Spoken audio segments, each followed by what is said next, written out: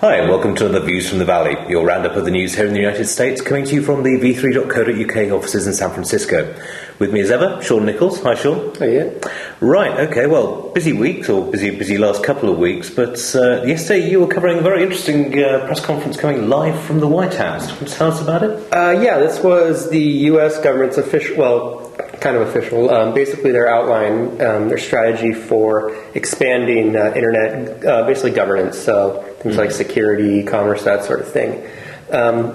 Basically it was their kind of guidelines for what they want to do, how they want to do it, and what you'll have to do if you want to work with them. So as far as other governments, really this is kind of their big international strategy. Well, this is it. I mean, the internet is bigger than any one country, and it's not really for the United States to say this is the way it's going to be done. It does seem to be seen a more consensual approach, but they're also looking at dealing with private enterprises an awful lot on this. That's one thing they mentioned was, obviously it's called the multi-stakeholder model, but the idea is governments aren't the only ones who should be, influencing policy. Companies aren't the only ones, so it's that whole idea that everyone kind of has a say in this.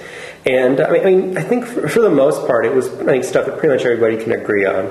I think the one big point they mentioned was freedom to data, freedom to access, and freedom to expression. Yes. So certain countries that are a little bit bigger on monitoring and censoring stuff, this might be kind of a not so subtle warning to. Well, this is it. I mean, Hillary Clinton made a very big point about the fact that we're all about the open internet, we're about free exchange of ideas.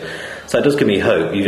Was it Ronald Reagan's old phrase? It's the scariest thing, the sentence in the world is "I'm from the government and I'm here to help" or something. The idea of government regulation getting involved in the internet when you've got senators who are still talking about the internet being a series of tubes is slightly concerning. So it's nice to see an international approach on this one. Right, in other news, we've had a bunch of hardware and some predictions from along the sides of the tablets and portable line. First off, yesterday we got the news up that in fact today you will be able to get your hands on the Lenovo X1. Now this is Lenovo's slimmest ever laptop. It's 17 millimeters at its narrowest point and only 23 at its widest. Certainly looking at it, it looks like a very well-constructed ThinkPad from people I know who've been actually getting their hands on with the product. It has the traditional ThinkPad strengths of fantastic keyboard, built like, well, basically you could beat someone to death with it, it would still work. Although I don't think that's somehow in the marketing description, but still. So, it's ultra-portable, it's ultra-slim, runs all the processors through to Core i7.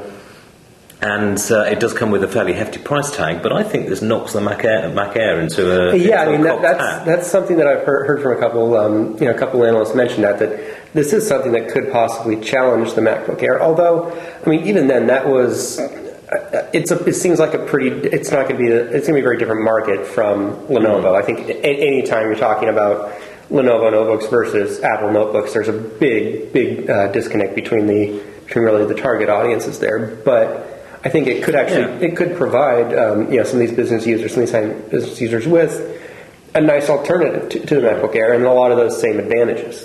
Well, for me, when I was comparing the two stats side by side, I was like, hang on, their casing's smaller than, or at least the outside casing is thinner than the MacBook Air, yet they can fit 3 USB ports, HDMI, VGA out, and Ethernet in there, and you're like,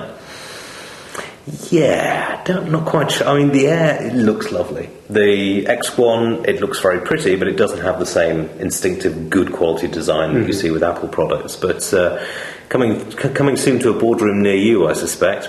And then secondly, we had a very provocative announcement from the co-founder and head of NVIDIA to the effect that, as far as he was concerned, in 3 years' time, Android tablets were going to be outselling iPads.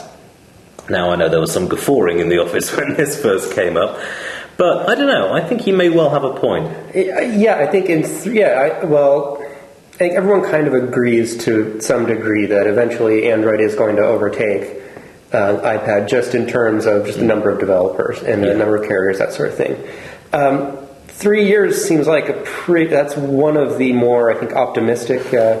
He was basing it on the smartphone where Android came, and it took 2.5 years, 3 years to actually get to primacy, but it does seem a little quick.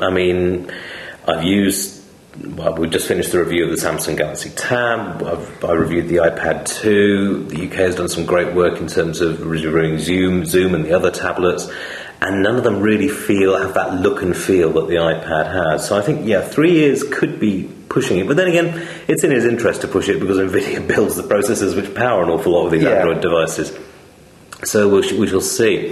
Now, finally, we've also had some research on a flaw in Cisco phones, which sounded quite worrying at first. This is definitely a case of wait out. Don't react heavily to early reports. Basically, what happened was a company called Hack Labs, I believe, a security research firm, basically, announced plans for a day-long, basically seminar type workshop type thing on how attacks can be performed against Cisco VoIP. Basically enterprise VoIP devices. And they talked about a number of vendors, but one of the ones they mentioned was Cisco. Now, some early reports saw this, and it basically got turned into, they've found a flaw in Cisco. They're going to talk about how to exploit a flaw in Cisco's VoIP hardware to take over systems and everything. So we spoke to Cisco about this, and they said, actually, no, we've spoken to these guys, we've spoken to the organizers of the security event, and basically what they're doing is providing a loose outline of some of the attack methods and some of the ways to secure against attacks a lot of these mobile communications tools. It does make sense. It does taking the time to check these things through and actually ask. It does make an awful lot of sense. It's good that Cisco, from a good news organisation, anyway. Yeah, definitely. I think from Cisco's perspective, it's good. And you come out and said, look, we've already spoken with them. There aren't going to be any zero-day flaws. There's not going to be any disclosures. This isn't going to be anything new. And basically said, we actually support this. We think this is a very good idea, and customers should always use these best practices. Actually, I think Cisco's taken a very good. It's not too long ago, in fact last year, that another company was actually taking legal action against people who were going to give talks at Black Hat, for example, about similar flaws in their system. Cisco's actually got in contact with these people, isolated what the issue is. They're not throwing in the lawyers. They're just saying, look, we know about it. It's not a massive problem. Well, yeah, and I think this is, there aren't even any security flaws being disclosed here. So I think this was really at least one instance where having a cool head, taking the time to look into this before, making a definitive statement either way, really helped Cisco, and I think it's really helped a lot of the public. And in the subject of digging, we are actually having a look round at the moment. Keep an eye on your Apple stores on Thursday. It's possible, we're hearing strong rumours, that there's going to be some kind of event based around the 10-year anniversary of Apple's retail history, but we are checking with sources as we speak, and you can read about the story as it comes live on www.v3.co.uk.